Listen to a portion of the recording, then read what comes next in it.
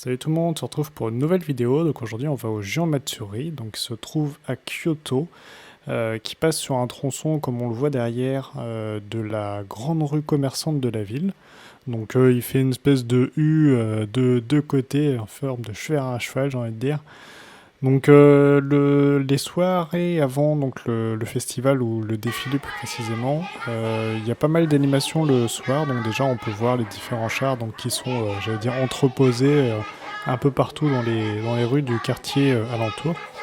Donc vous pouvez déjà visiter les chars, certains vous pouvez même monter dedans. Donc ensuite, il y a pas mal de lampions comme ça qu'on voit un peu partout. Il y a énormément de monde sur les grandes artères de la ville ces soirs-là. Donc on peut voir déjà que c'est complètement piéton et vu le monde qu'il y a, c'est pas étonnant. Ils sont un peu obligés. Donc il y a aussi donc tous leurs stands divers et variés qu'on peut avoir donc de bouffe, de gadgets, de trucs à l'occasion des festivals donc pour l'été.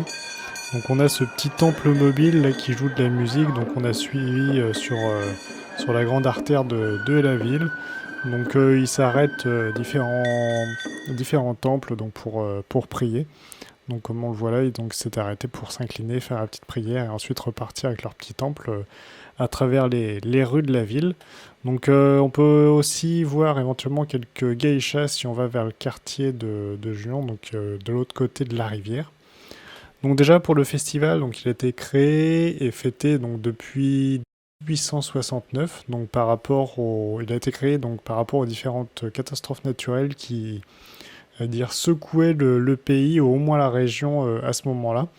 Donc ils avaient pas mal de problèmes d'épidémies liées aux crues, liées aux, aux différentes intempéries donc à ce moment-là, donc avec les pluies diluviennes de la saison. Donc là, donc on a les différents temples, en tout cas donc ce qui doit agrémenter les temples qui sont visibles donc le soir, donc avant le défilé. Donc là, on a encore énormément de gens dans la rue, donc avec le petit temple qui passe encore. Donc pour le festival en lui-même, donc c'est un défilé de chars donc qui sont tirés, donc c'est des chars en bois, donc il y a pas mal de monde dedans. Il y en a même qui sont sur le toit des chars et comment le voir après. Ils ont une hauteur, je sais pas combien ça fait de mètres de hauteur, mais c'est quand même assez impressionnant. Une espèce de tige qui part vers le haut qui est assez énorme. Donc pour le festival, nous on est arrivé vers 7 heures le matin. Donc on a attendu quand même un petit peu avant que ça commence, je dirais bien 3 heures, hein, quasiment. Donc le défilé est relativement long, on n'a pas vraiment prévu que ça dure aussi longtemps, c'est vrai qu'il y a pas mal de chars, mais ça dure quand même pendant presque 2 heures, donc à rester debout, il y a énormément de monde. Donc là on voit donc les chars justement principaux qui sont tirés, donc la procession devant, derrière. Donc j'allais dire le souci entre guillemets c'est que leurs chars ils n'ont pas de roue directionnelle, donc du coup quand ils arrivent dans un virage, comme là où on était, ils s'arrêtent. Donc ils les tirent donc, sur une espèce de bout de tiges de bambou qui sont découpées. Donc ils les mettent en place comme ça dessus et puis après ils les tirent de deux côtés pour les faire tourner. Donc ils font ça 3 fois, il y a une espèce de petite cérémonie on va dire, donc avec je sais pas, on va dire les gens qui motivent comme ça, là, qui bougent avec leurs éventails et qui chantent, donc qui sont reliés au char, donc pour animer donc la procession. Donc là, on voit les énormes roues du char qui doivent tirer, donc c'est quelque chose qui est quand même assez massif. Il y a du monde qui est chargé dedans. On voit la hauteur du truc. Enfin, il y a moyen que ça se retourne s'il tourne un peu trop vite. Donc, euh, donc voilà, je pense que c'est peut-être à peu près tout pour ce festival. C'est vrai qu'il y a énormément de chars à voir.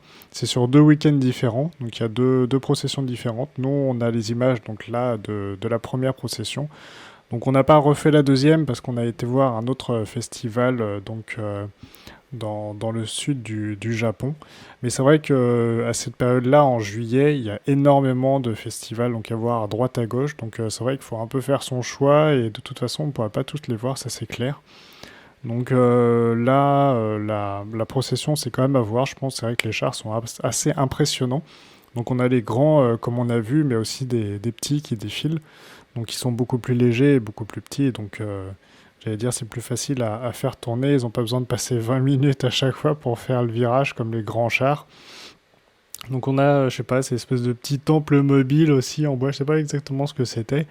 Donc je pense que c'est à peu près tout pour cette vidéo. C'est vrai qu'il y a quand même pas mal de matière. Je sais pas combien elle va durer, un peu plus de 8 minutes.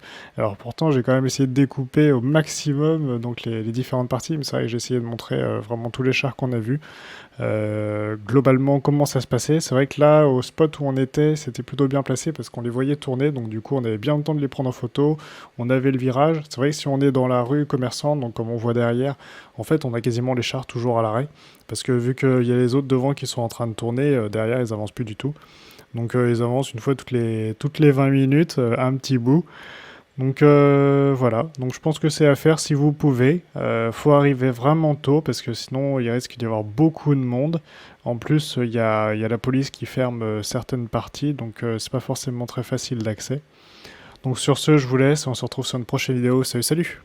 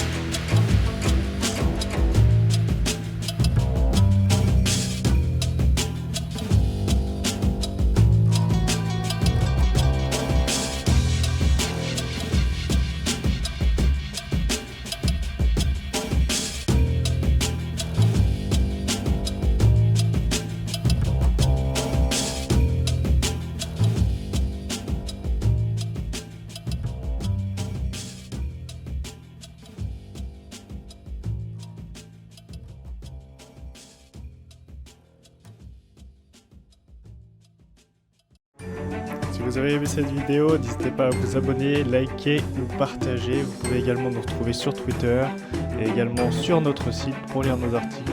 Quant à nous, on va continuer notre voyage à travers le Japon et on vous dit à très bientôt dans une prochaine vidéo. Salut, salut!